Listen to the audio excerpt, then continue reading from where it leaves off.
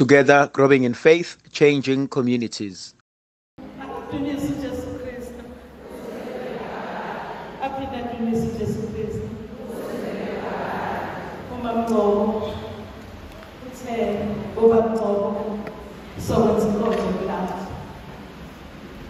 Yathemba na uyafisa ukulahla ukudala. Elithi iBhayibheli lami okudala kudlulile kodwa sekuvele okusha. uNkulunkulu asingenise kahle u-2023. Ngizokulekelela ke bantakwethu sisho lo mhlabeni. Ngiyamethemba.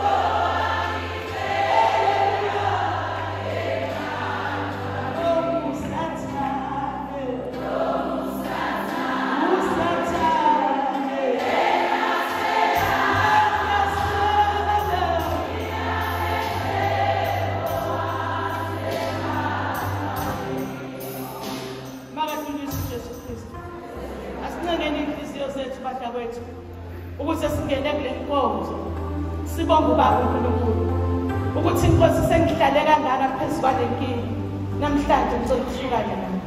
Angiyazi inkinga yakho nami ngiyezami kodwa namhlanje ngicela ubele.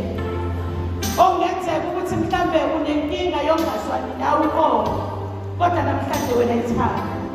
Okunenkinga ukuthi abantwana bakunikile ukuthula kodwa namhlanje bathande ngoba bababa. Sizoya enkosini simtshela uNkulunkulu ukuthi konke Nkosi ebekwenza kuhlulekile ukuziyekela ngokwami.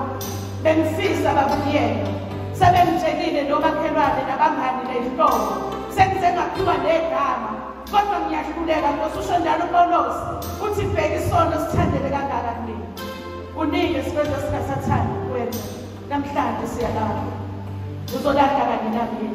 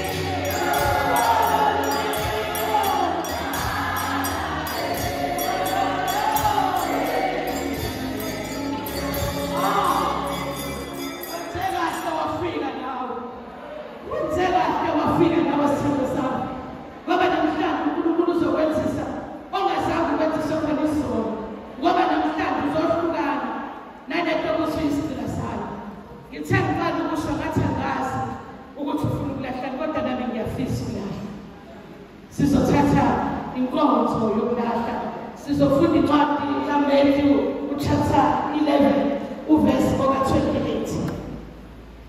Kodwa before ngifunde lencwadi yami ngiyafisa kakhulu ukusho lokuhlabelele ukuze abantu abazosaba ukuzolahla into zabo bavume ukuzoyilahla ngoba wenzeni mina kodwa uzenzela wena. Intombazane yayizala yayivama ukuthi konke okwenzayo uzenzela wena, kungaba kuhle noma ngaba kukho kuhle kodwa ekugcineni kosuku uzenzela wena. Bengifisa sihambe kanye nami ningiphelezele nami ngiyolahla ububi bami, ngiyotshela uNkulunkulu ukuthi baba ngiyahluleka, ngizamile ngokwenza kwami nokwazi nokuqonda kodwa Nkosi ngihlulekile. Bengifisa u-2023 uhambe ngisizwa nguwe. Mhlawumbe emsebenzini la engisebenza khona abantu abathokozile ngoba ngumphathi ongakwazi ukuphatha abantu. Bengifisa ukulahle lokho namhlanje. Mhlawumbe omakhelwane bami basaba ngisho ukuphuma esitradini ngoba indaba zabo zonke zaziwa yimi. Bengifisa Nkosi ungazazi za-2023.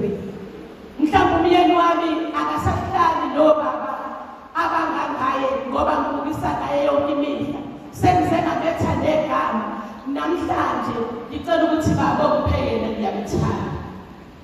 Mhlawumbe abasahlangani ngoba ubaba uhlale emgijimisa esitradini uyafisa nokuphuma kunomshado ahleli kuwo kodwa usethi ngihlalela abantu abami. Uma kukhona ubaba wenze njalo akathi Nkosi okuphekela ngizolungisa.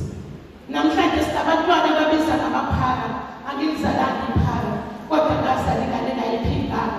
Namhlanje baba ongiphekela ngizolungisa. Noma ngabe yini okuyithwele isenhlizweni yakho namhlanje uJesu ngikhona ngizokusiza. Sizame ukuziyekela ngokwethu kodwa sivulekile, asinabe sisafana nokunye. Mhlawumbe nasemhlanganweni abantu baphuma left and right ngoba ngisho emhlanganweni abahleli kahle abantu basaba wena. Nasekhwayeni abantu abahleli kahle ngoba abantu basaba wena. Nasestradini la uhamba khona omakhelwane bayasaba. Ngisho ebandleni kaNkulunkulu kumeza abazalwane bakaNkulunkulu baphumile bandleni kanti uNkulunkulu imphefumulo abangayiphuzi kuwe. Mawungangedluli Jesu iswama slima lalela mazwi amina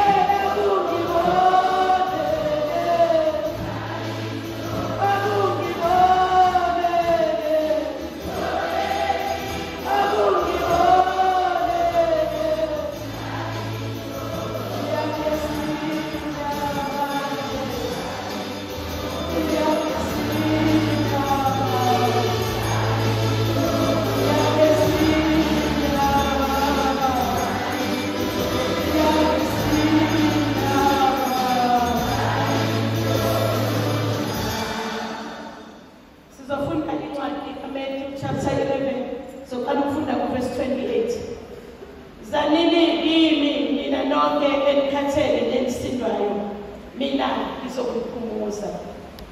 Bekani ijoka lami phezu kwenu nifunde kimi ngokuba ngimnene ngithobile ngenhliziyo khona imiphefumulo yenu iyokufumana impumuzo. Kusho uJesu ithemba zami akusho mina.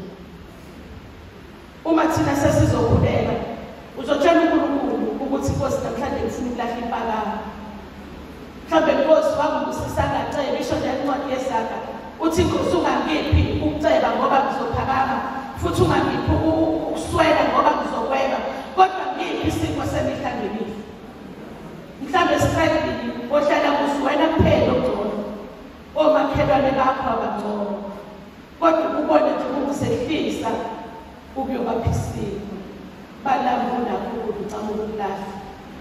Ingane zomakhelwane ayinama-raincoat ayinamajezi ngoba kacelana ngizomnika kanjani namhlanje asilahle uthi Nkosi ngifundishe ukwenzakala.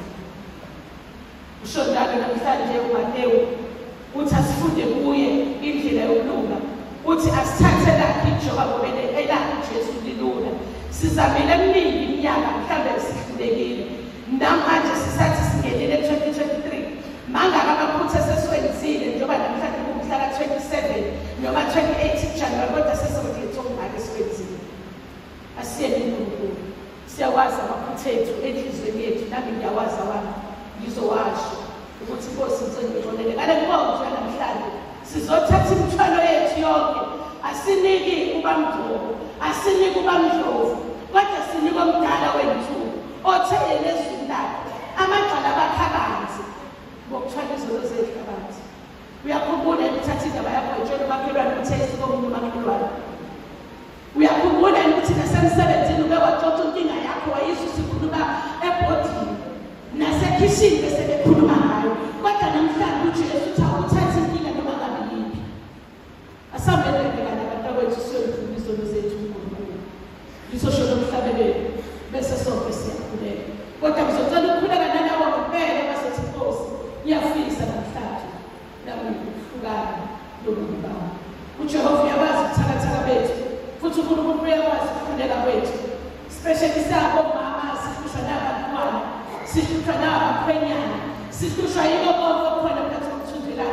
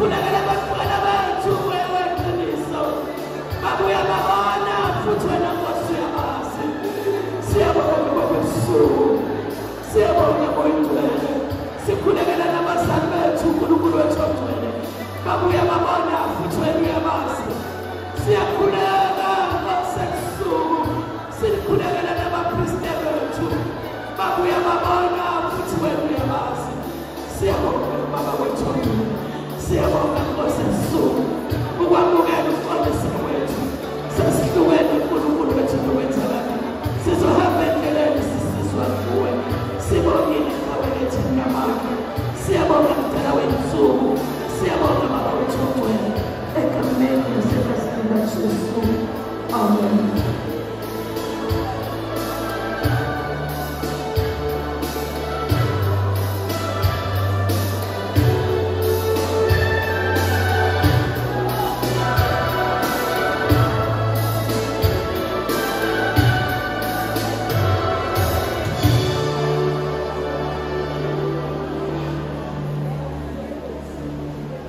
Amen masaba. Siyabonga ukuthi egameni likaJesu nenhlanhla wena ovumile namhlanje ukhuleke uzosiza uNkulunkulu uzosiza siyabonga khule kunamandla uNkulunkulu wethu uzosenzela umusa siyabonga kakhulu uNkulunkulu ngiyabonga ukuthi ningisize nami ikwazi ukuhlukana nokwami nomhlabelelo otsengehlukene nezelomoya fisa kakhulu ukuhamba sihamba sijabulisa ubaba uNkulunkulu siyabonga uNkulunkulu anomsizi ngiyabonga